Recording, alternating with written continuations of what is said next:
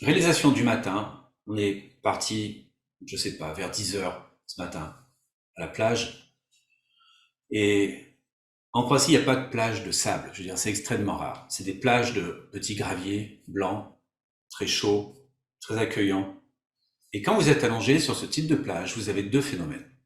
Non, vous avez trois phénomènes. En fait, vous en avez peut-être quatre. Vous avez quatre phénomènes. Premier phénomène, c'est le contact de votre corps avec les graviers. Donc la plupart du temps, on n'a pas de serviette pour s'allonger dessus parce que c'est du gravier, c'est extrêmement propre et c'est très agréable au toucher qu'on a l'habitude. Deuxième phénomène, c'est le phénomène des vagues, du mouvement des vagues. Troisième phénomène, c'est le mouvement des voix, les voix, des gens qui sont autour. Et si on va tôt le matin, enfin 10 heures c'est pas très tôt, je vous l'accorde, mais si on va encore plus tôt le matin, l'idée c'est d'arriver avant midi. Vous avez juste des personnes, des locaux, des gens du pays souvent, ou des environs. Donc, pour moi, personnellement, dans ma réceptivité des sens, c'est un langage que je ne maîtrise pas encore. Donc, le son des voix est modulé par l'intention de la parole, pas par le sens du mot. Pour moi, ce que j'entends, c'est une musique verbale. C'est pas une discussion, d'une certaine manière.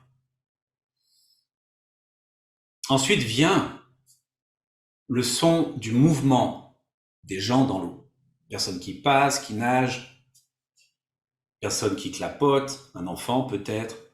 Tout ceci allongé, les yeux fermés. De là, juste pour vous partager, c'est vraiment pas, il n'y a aucune intention autre qu'un partage. De là, je réalise pourquoi je n'arrive pas à lire sur la plage. Je n'arrive pas à lire quoi que ce soit. Donnez-moi n'importe quel livre, n'importe quel journal, je ne peux pas lire. Et ce matin, je réalise, peut-être déjà réalisé quelque part, mais ce matin, je réalise, je le partage à Lydia, qui est juste à côté, et je réalise, je dis, en fait, tu sais, je sais pourquoi je peux pas lire, parce que si je lis, je coupe mes sens de ce ressenti de cet instant. Parce que je me concentre sur la lecture, enfin, c'est ce que je ressens. Peut-être des gens, ils arrivent à être encore connectés de différentes manières, mais pour moi, non. Ce qui arrive, c'est que je me concentre sur ma lecture et mes sens prennent une forme imaginaire créée par la lecture et le mot qui est traduit durant ma lecture. C'est un phénomène encore plus fort si je lis un roman, en fait. Je suis dans une situation inexistante sur laquelle mes sens vont créer une image par compréhension du mot, du verbe, de la syntaxe de ce que je suis en train de lire. Et je ne suis plus connecté avec l'environnement. Dans l'environnement dans lequel je le suis, avec ces quatre phénomènes, mes sens sont en parfaite communication de phénomènes. C'est comme des oiseaux qui chantent et l'autre y répond. Le son des voix, le bruit de la mer, le son du gravier font vibrer mes sens d'une certaine manière dans une réalité existante à cet instant. Et je dis pas qu'il faut pas lire, c'est pas ça. C'est juste vous expliquer mon processus de réflexion. Et d'une certaine manière, je me rends compte que cette vibration du phénomène extérieur est en réponse, comme la corde d'un instrument de musique, par la vibration du toucher. Le toucher aussi bien par le son que par le toucher véritable, que par le toucher visuel. Quand je parle de toucher, c'est l'ouïe, c'est les yeux, c'est tout ce qui se passe. C'est même ce qu'on peut sentir, l'odeur de la mer par exemple, c'est un toucher. De là, cette vibration va mettre en cohérence mes sens par rapport à cet instant là où je suis. Et dans cet instant, il va y avoir cette clarté sur la compréhension des phénomènes dans lesquels je baigne. C'est ce qu'on fait habituellement lorsqu'on se sent bien, mais c'est ce qu'on évite lorsqu'on se sent pas bien quelque part. On éteint les sens pour pas que la vibration de ce qui nous dérange vienne perturber l'intérieur. C'est pour ça qu'on peut se dire, dans certaines situations, ça me perturbe parce que je ne suis pas en réceptivité de ce que ça dégage, je suis plutôt en contrainte de ce que je reçois, donc je veux pas de cette vibration, je veux pas être connecté à cette vibration. Donc je peux me réfugier dans le livre des fois. C'est ce qu'on fait certaines fois.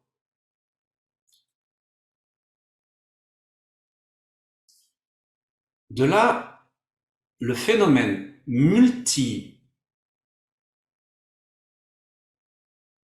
de chaque élément, un multiple de chaque élément qui est porté en communication avec mon être, pas juste mon corps, mes cellules, mais ça peut être aussi mon âme,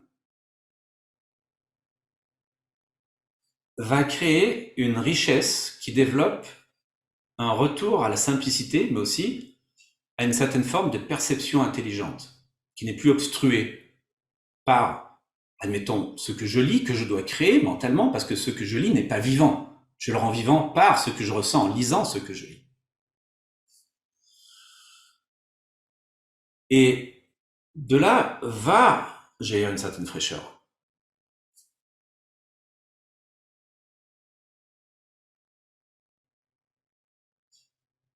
Et étonnamment,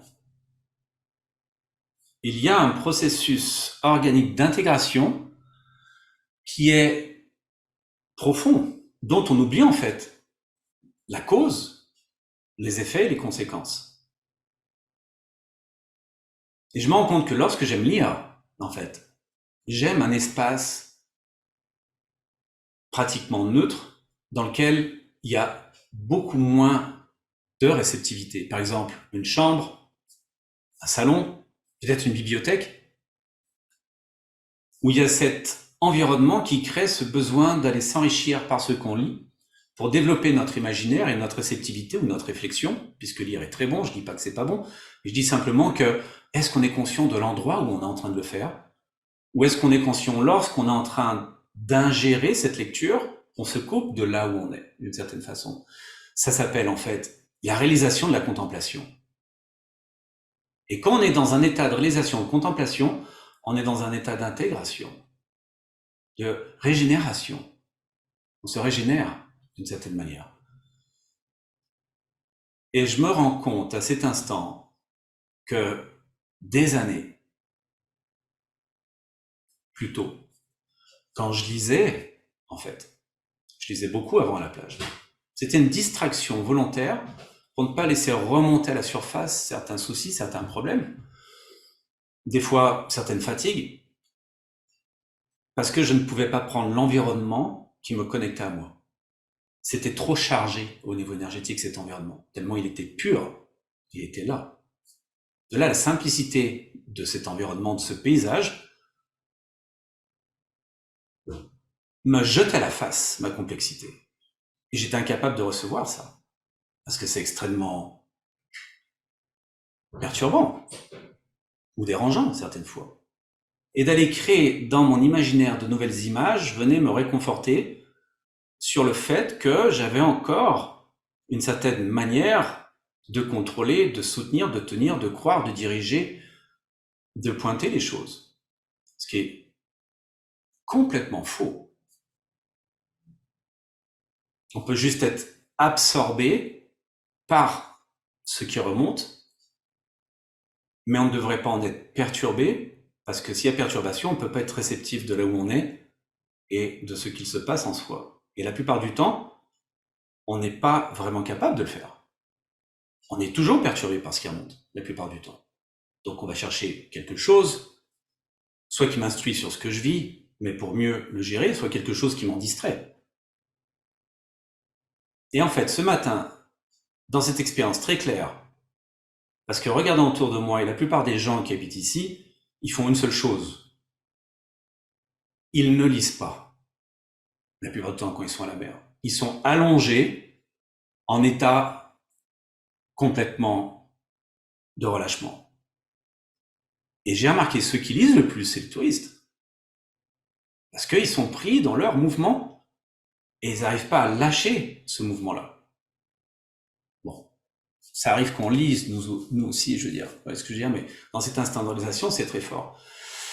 Et de réaliser que la nature, c'est pas une nouveauté, hein. Vous inquiétez pas, j'ai aucune nouveauté. Mais la nature est une thérapie en soi si on devient nature pour soi. Et si on disparaît face à ça, et dans cette disparition, pour que ça puisse avoir lieu et qu'on soit en réceptivité de ce qui se passe en fait, pas d'être soi ou de se découvrir soi, mais de ce qu'il se passe, il faut éteindre l'imaginaire. Dans les Yoga Sutras, ils vont appeler ça connaissance erronée, dans le sens où c'est créé par un rapport d'une information extérieure à moi, ou d'un livre écrit par quelqu'un d'autre, pour se connecter à sa connaissance juste, qui est un rapport avec les sens, et en même temps, ceux qui les ravivent. Tout comme arroser une plante le matin va lui permettre de pouvoir être en santé et être régénéré pour la journée. Et les sens ont besoin d'être baignés dans ce genre d'informations cognitives, réceptives, sans aucune notion de créer quelque chose par notre imaginaire, mais d'être pleinement présent à notre conscience.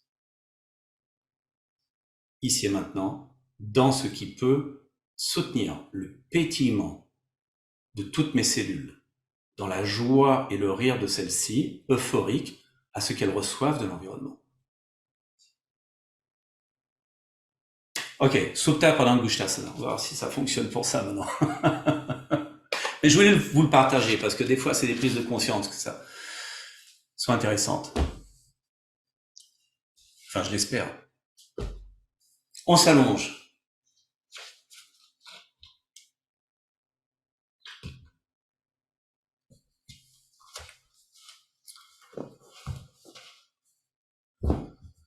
Et